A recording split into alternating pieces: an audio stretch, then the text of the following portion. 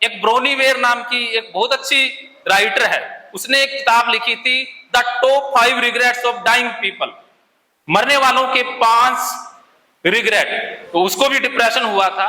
तो डिप्रेशन होना एक अवस्था है, जैसे सर्दी होती है, खांसी जुकाम हो जाता है ना, तो वैसे ही ये इश्यू होना आम बात है।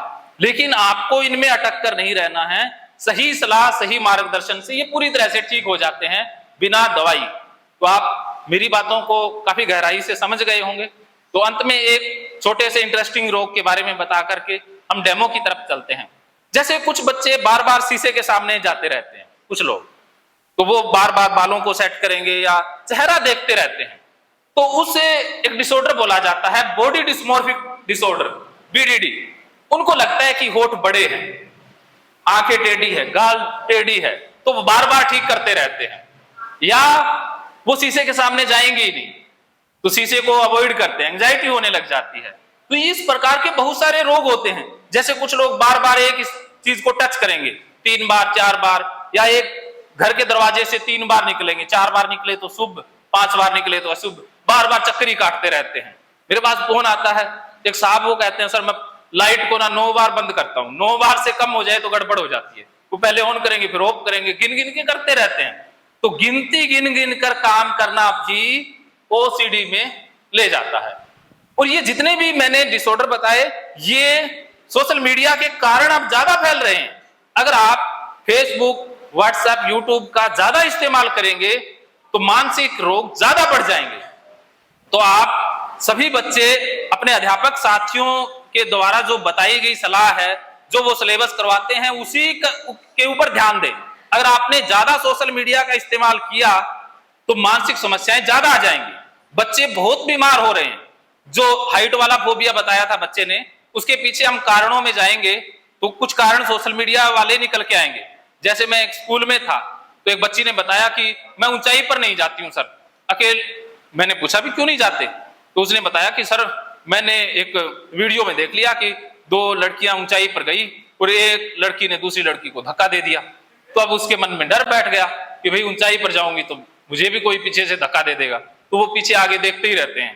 तो ये फोबिया या वहम के रोग हैं या डिप्रेशन है, ये सोशल मीडिया का प्रयोग करने से ज्यादा फैलते हैं या बढ़ते हैं।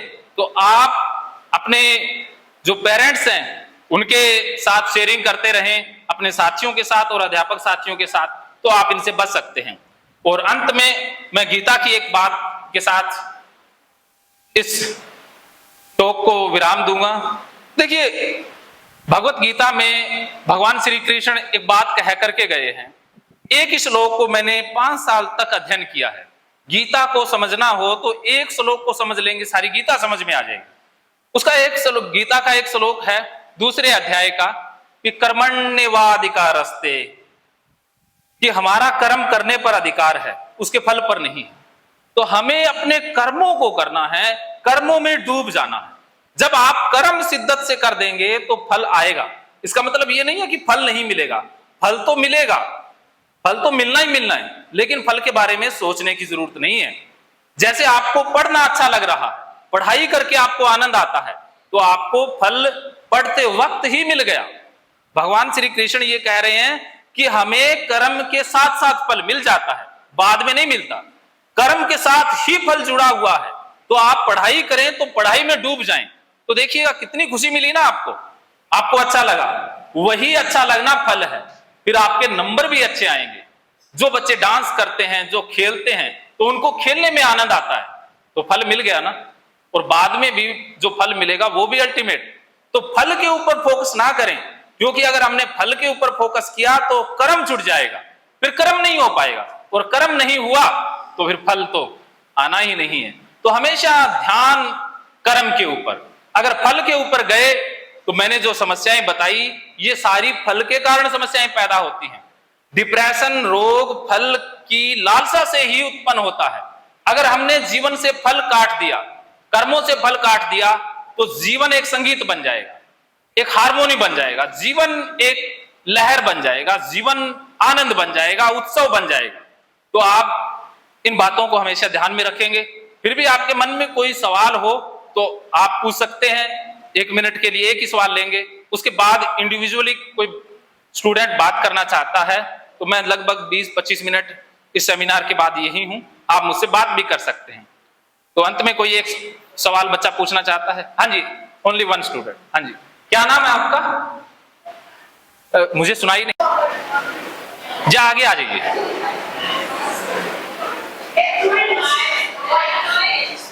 प्यारे विद्यार्थियों, आज जो मैं डेमो करके दिखा रहा हूं, ये आपके लिए फर्स्ट एक्सपीरियंस है लाइफ का।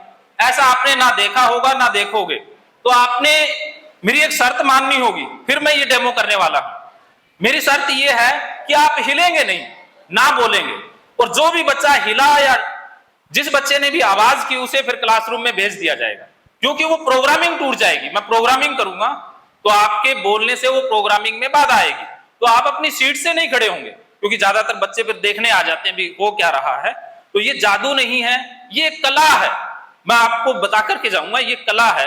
आप खुद इस कला का प्रयोग करके जीवन में सफलता पा सकते हैं। हाँ जी, हाँ जी, पहले अपना नाम फिर सवाल।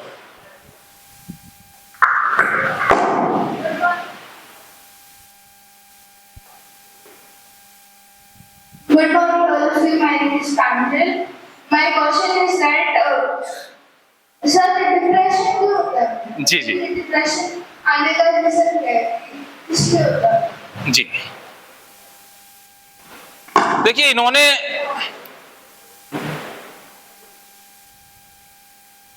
सबसे पहले प्रांजल जी के लिए तालियां। इन्होंने हिम्मत की कि इन्होंने सवाल पूछा, तो मैं बता देना चाहूंगा। थैंक यू, आपने सवाल पूछा, बैठ जाइए। तो इन्होंने सवाल पूछा है कि आखिर ये डिप्रेशन आता ही क्यों है, क्यों होता है। तो देखिए, क्यों का जवाब काफी लंबा है, लेकिन फिर भी मैं कुछ कारण बता देता हूं कि क्यों होता है। देखिए, जीवन में बहुत सारी घटनाएं घटती है, हमारा जीवन घटनाओं का जोड़ है, लेकिन कुछ घटनाएं ऐसी होती हैं जो अनचाही हो जाती हैं, जिनको हम चाहते नहीं है, लेकिन वो घटना घट गई। अब किसी के घर में बीमारी आ गई, उसके कारण भी डिप्रेशन हो सकता है। किसी के घर में कोई प्रियजन चला गया, कोई बिछड़ गया, तो भी डिप्रेशन हो सकता है। किसी के नंबर कम आए, आपने सोचे थे कि बहुत आएंगे, तो भी डिप्रेशन के लक्षण आ सकते हैं। या आपने अपने आप से अपनी एबिलिटी से ज्यादा उम्मीदें लगा ली, तब भी डिप्रेशन हो सकता है।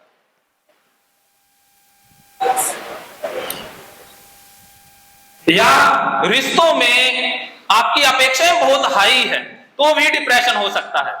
खास करके मैं रिश्तों की जब बात करता हूं, तो पति पत्नी से कुछ अपेक्षाएं ज्यादा लगा लेती हैं, तो डिप्रेशन में आ जाती है। पति कुछ ज्यादा अपेक्षा लगा सकता है, तब डिप्रेशन है। तो अपेक्षाओं का ज्यादा होना या अनरियल होना डिप्रेशन का सबसे बड़ा कारण है।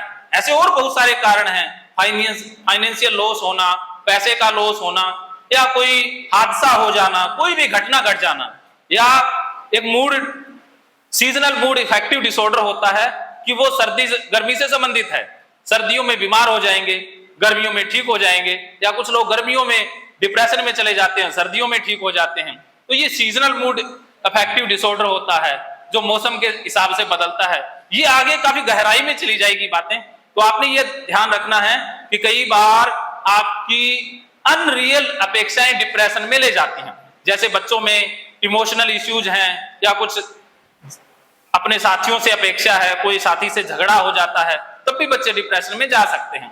क्योंकि काउंसलिंग में बहुत सारे बच्चे हमें बताते हैं कि हमारा एक दोस्त है, वो हमसे बात नहीं करता है, या कोई और गड़बड़ होगी, उसके कारण भी डिप्रेशन हो जाता है। बच्चों का पढ़ाई में मन नहीं लगता है। ये सुनने में बात छोटी सी हो, लेकिन जो फील करता है उसके लिए ये बहुत बड़ी बात हो जाती है। तो आपके लिए कारण कुछ भी हो सकता है, लेकिन इलाज एक ही है, वो है भगवत गीता। तो अब हम डेमो की तरफ चलते हैं। तो मुझे इधर से 10 लड़कियां और 10 लड़के चाहिए, जल्दी से आ जाएं। जो 10 ओनली 10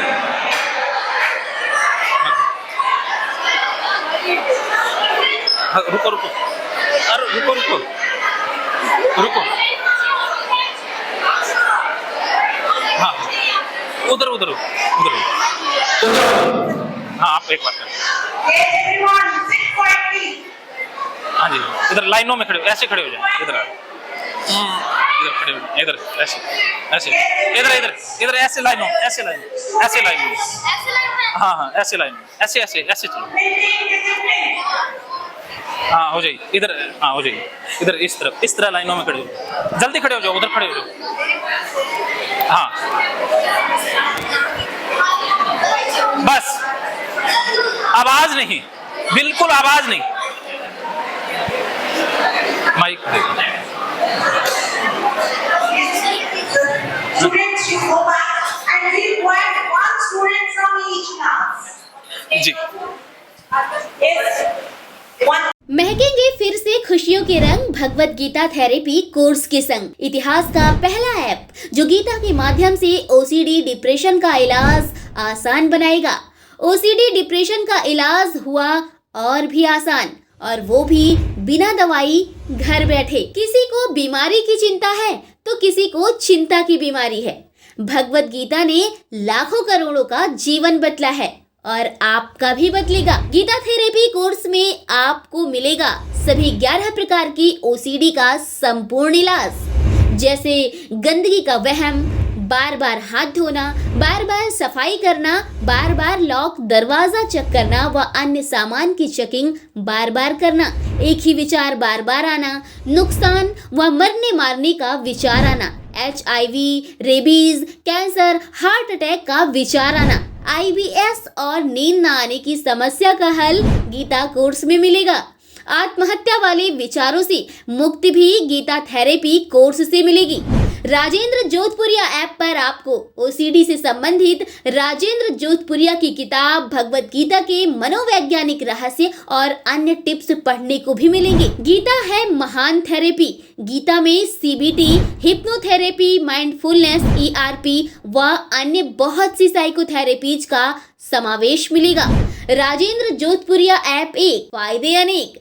आज ही प्ले स्टोर से डाउनलोड करें, लिंक डिस्क्रिप्शन में है। तो देर क्यों, अभी जाइए डिस्क्रिप्शन में और लिंक पर क्लिक करके प्ले स्टोर से अभी डाउनलोड कीजिए राजेंद्र जोधपुरिया ऐप और पाइए अपनी सभी समस्याओं का हल। मानो तो मौज है, वरना समस्या तो हर रोज है।